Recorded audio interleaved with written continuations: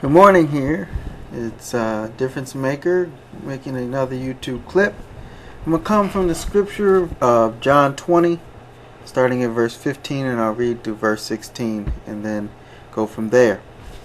Jesus saith unto her, Woman, why weepest thou? Whom seekest thou?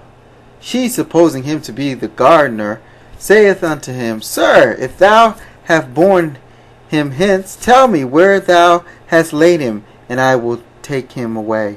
Jesus saith unto her, Mary. She turned herself and saith to him, Rabboni, which is to say, Master.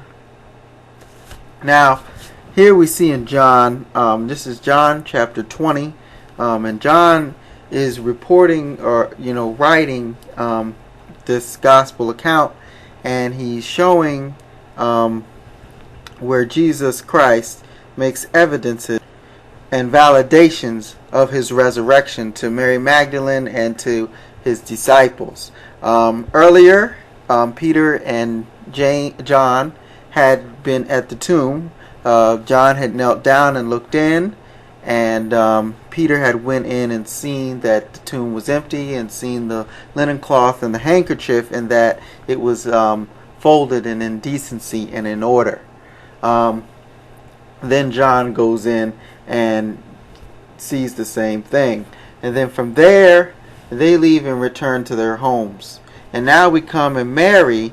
First, Jesus validates his resurrection through the appearance of two angels. One of the angels speaks to Mary saying, Woman, why do you weep?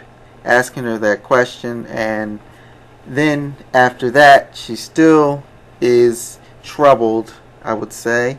And we see from there that she begins to weep, and Jesus now appears to validate and ask her the same question. When Jesus calls her by name, Mary responds, Rabboni.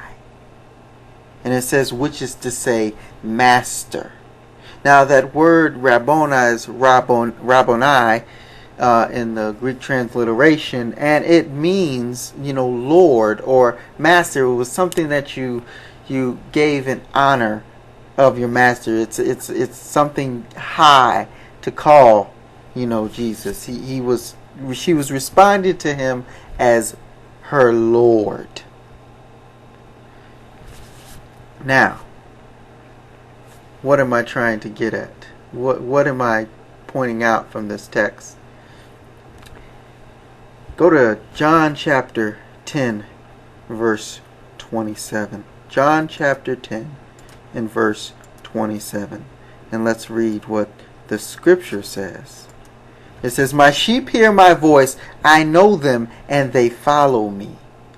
When Mary heard the voice of Christ, she responded to it. She recognized Christ as Lord. She recognized that it was her master speaking unto her. What is that saying? When you hear the call of God, the call of Christ in your life, that is a big event, and you respond to it. You respond to it. Now look at John 10:10. John 10:10. The thief cometh not but to steal and to kill and to destroy. I am come that they might have life, and that they might have it more abundantly. Now Jesus Christ says that he has come that they, who, his chosen, might have life. Life in the Greek transliteration is Zoe. Zoe meaning what? Life. That which is lived and vigorously lived. So which means what? Your former living, was death. Christ gives life. You are called by the life-giving Christ. You respond. Look at John 11, verse 44. Let's go there. John 11, verse 44. And he that was dead came forth, bound hand and foot with grave clothes, and his face was bound about with a napkin. Jesus saith unto him, Loose him and let him go. Now this is where Jesus had called Lazarus, who was dead, out of the grave, saying, Lazarus, come forth. And Lazarus responded. Do you think that Lazarus did not know for the rest of his life that Jesus Christ had done this thing? Do you think he forgot that? Think about it. He came from death to life. He was called by Christ. Do you think that he forgot that? No, he didn't. No, he didn't. He didn't forget that. John 6, verse 44. No one can come to me except the Father which hath sent me draw him, and I will raise him up on the last day. You can't come, you can't respond unless the Father draws you, unless Christ calls you. If Christ calls you, you respond. Why? Because you're walking dead in sin. And if you're walking dead in sin and Christ calls you to life, that is a dramatic turnaround in your life. That's not something you forget. You were dead. You were blind. Now you have sight. Okay, you don't believe me? Hold on a minute. Let's go to John chapter 9. Okay, John chapter 9. Let's look at verse 15. This is where the Pharisees are asking the man that was born blind when he received his sight. Now he didn't know who had done it, but he knew he see. Listen. Then again, the Pharisees also asked him how he had received his sight. Now look how he recalled it. He said unto them, He put clay upon my eyes, and I washed and do see. He told him everything that had happened because he was blind. Okay, go further down in John chapter 9. Look what happens. Jesus heard that they had cast him out, and when he had found him, he said unto him, Dost thou believe on the Son of God? And he answered and said, Who is he, Lord, that I might believe on him? And Jesus said unto him, Thou hast seen, it is he that talketh with thee. And he said, Listen, Lord, I believe. And then what did he do? And he worshipped him.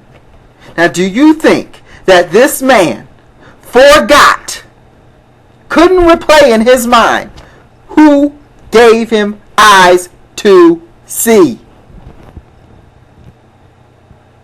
Do you think that he thought that? If you were to ask that man 20 years later, when was the time that you came in contact with Jesus Christ? Do you think he would be able to remember that? Yes, he would. Why? Because he was blind. And now he saw. He didn't forget that. He didn't forget that. Okay, let's go to another scripture.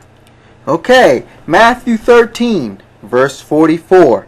Again, the kingdom of heaven is like unto a treasure hid in a field, the which when a man hath found, he hideth, and for joy thereof goeth and selleth all that he hath, and buyeth that field. Again, the kingdom of heaven is like unto a merchantman seeking goodly pearls, who, when he found one pearl of great price, went and sold all that he had and bought it. Do you see? That is a dramatic and important event. Now you tell me, in that parable, would they forget that day? Would they forget that day? You look in the scriptures and see anyone who came into contact or was saved by Christ, did they forget that life-changing day?